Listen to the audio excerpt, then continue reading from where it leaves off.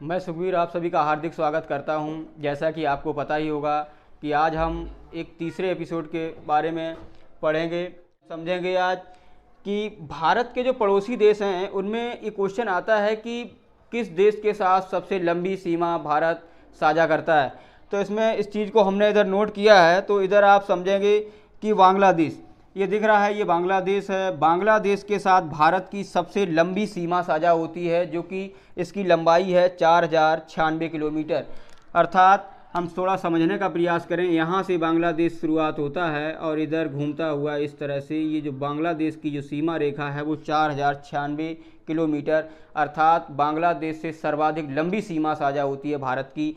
और दूसरे नंबर पर हम बात करें चीन की, तो चीन के साथ 3488 किलोमीटर, ये वाला जो चीन का हिस्सा है ये सब चाइना का दिख रहा है, तो ये सब चीन का है। तो चीन के साथ भारत की सीमा 3488 किलोमीटर है। तीसरे नंबर पर हम बात करें पाकिस्तान की, पाकिस्तान के साथ भारत की सीमा 2910 किलोमीटर है। उसके बाद में नेपाल, नेपाल से भारत की सीमा 1751 किलोमीटर है। उसके बाद में म्यांमार, म्यांमार के साथ भारत की सीमा 1643 किलोमीटर है। और उसके बाद में हम बात करें भूटान, भूटान से भारत की 699 किलोमीटर सीमा लगती है। और उसके बाद में हम बात करें अफ़गानिस्तान, तो अफ़गानिस्तान अर्थात सबसे कम सीमा साझा करने वाला देश, तो इसमें आपका जो आंसर होगा वो अफ़गानिस्तान होगा। अर्थात यहाँ पे अफ़गानिस्तान से सीमा 106 किलोमीटर लगती है। और दूसरे नंबर पर हम बात करें एक सबसे महत्वपूर्ण टॉपिक की, अगर बात करें कर्क रेखा, जिसको हमने इधर थोड़ा समझाने का प्रयास किया है कि जो पृथ्वी है, पृथ्वी गोल है और पृथ्वी पर एक 0 डिग्री रेखा है, जो 0 डिग्री अक्षांश है। इस 0 डिग्री अक्षांश को विषुवत रेखा या भूमध्य रेखा के नाम से भी जाना जाता है।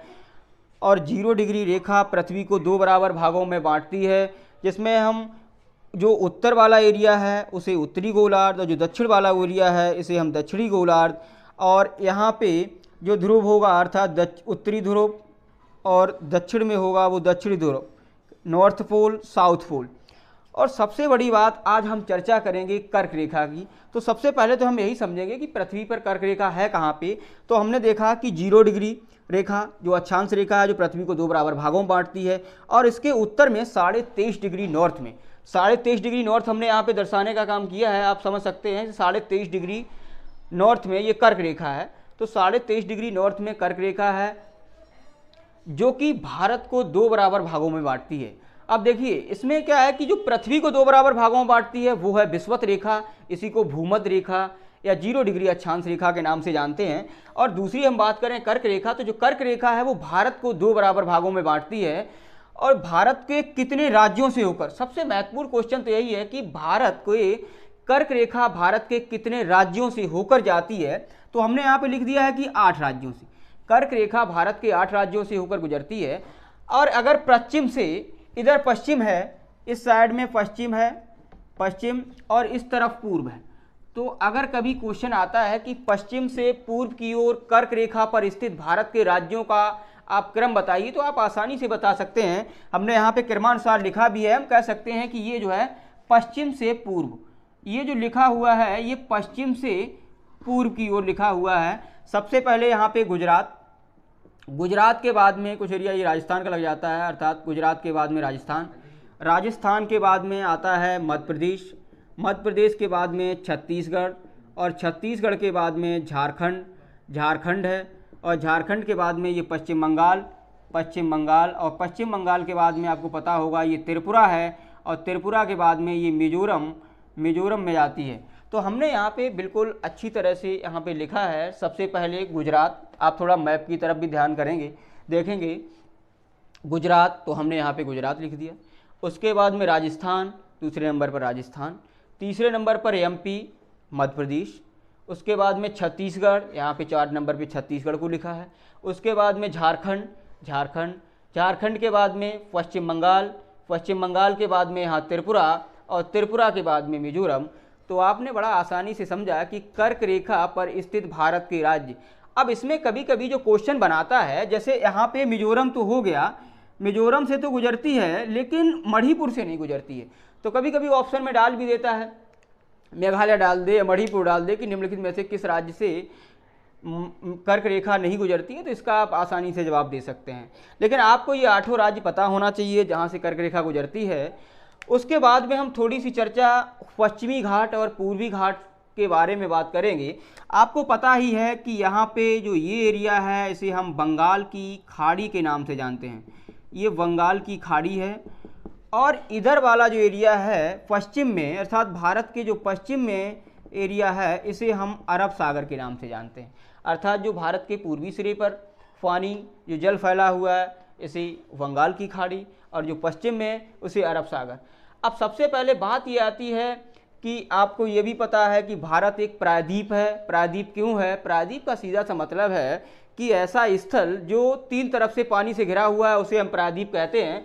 लेकिन बात पश्चिमी घाट और पूर्वी घाट की है। ये वाला जो एरिया है भारत का, ये पश्चिमी घाट है, और ये जो एरिया है ये पूर्वी घाट है। अब इसमें सबसे बढ़िया क्वेश्चन ये है कि एक बार यूपीएससी का शायद 2016 या 17 का क्वेश्चन है, इसमें ये पूछा गया था कि पश्चिमी घाट कितने राज्यों में फैला हुआ है। इस चीज़ को हम बहुत आसानी से समझेंगे कि पश्चिमी घाट जो है वो गुजरात से शुरू होता है। तो हमने देखा कि सबसे पहली बात, चाहो तो आप अपना बढ़िया नोट्स तैयार करते रहिए और जो हम बोल रहे हैं उसे आराम से लिखते रहिए। तो हमने देखा कि पश्चिमी घाट, तो पश्चिमी घाट पे आप देख रहे हो सबसे पहला ये तो गुजरात हो गया, गुजरात, तो गुजरात पश्चिमी घाट पे। दूसरा आपको पता है कि महाराष्ट्र, महाराष्ट्र भी पश्चिमी घाट पर स्थित है। तीसरा यहाँ पे पता ही है कि गोवा, गोवा, और गोवा के बाद में ये कर्नाटक, कर्नाटक, और कर्नाटक के बाद में केरल, केरल, और कुछ एरिया एक तरह से जो पश्चिमी घाट है वो यूँ ऐसा फैला हुआ है कि थोड़ा एरिया पश्चिमी घाट में तमिलनाडु का भी आ जाता है। यहीं पे क्या होता है, बच्चा कंफ्यूज हो जाता है। वो ये सोचता है कि तमिलनाडु तो मैक्सिमम पूर्वी घाट पे है, तो वो सोचता है कि पश्चिमी घाट के अंतर्गत तमिलनाडु नहीं आता होगा। लेकिन है क्या कि तमिलनाडु भी पश्चिमी घाट के अंतर्गत आता है। तो आपको पता है कि नंबर 1 गुजरात, दूसरा महाराष्ट्र, नंबर 3 गोवा, और नंबर 4 कर्नाटक, और नंबर 5 पे केरल, और नंबर 6 पे तमिलनाडु। अर्थात हम कह सकते हैं कि पश्चिमी घाट पर भारत के 6 राज्य स्थित हैं, और आपने इस चीज़ को बहुत अच्छी तरीके से समझा होगा। नंबर 1 गुजरात, फिर महाराष्ट्र, गोवा, कर्नाटक, और केरल, और तमिलनाडु। उसके बाद में हम बात करें पूर्वी घाट की। पूर्वी घाट पर कितने राज्य फैले हुए हैं? तो सबसे पहला इधर से हम दक्षिण से ही देख रहे हैं, पहला हो गया तमिलनाडु, तमिलनाडु, तमिलनाडु भी पूर्वी घाट पर है। उसके बाद में आंध्र प्रदेश, आंध्र प्रदेश भी तमिलनाडु आंध्र प्रदेश पूर्वी घाट पर स्थित है। उसके बाद में उड़ीसा, और उड़ीसा के ऊपर पश्चिम बंगाल, पश्चिम बंगाल। तो आपने देखा कि पूर्वी घाट पर स्थित राज्य अगर पूछा जाता है तो आप बहुत आसानी से बताएंगे। सबसे पहले तमिलनाडु दक्षिण से बात करें, फिर आंध्र प्रदेश, फिर उड़ीसा, फिर पश्चिम बंगाल। इस चीज़ को आपने समझ लिया। और पीछे हमने यहाँ पे राम सेतु के बारे में पिछले वीडियो हम लोग बात चर्चा कर चुके हैं।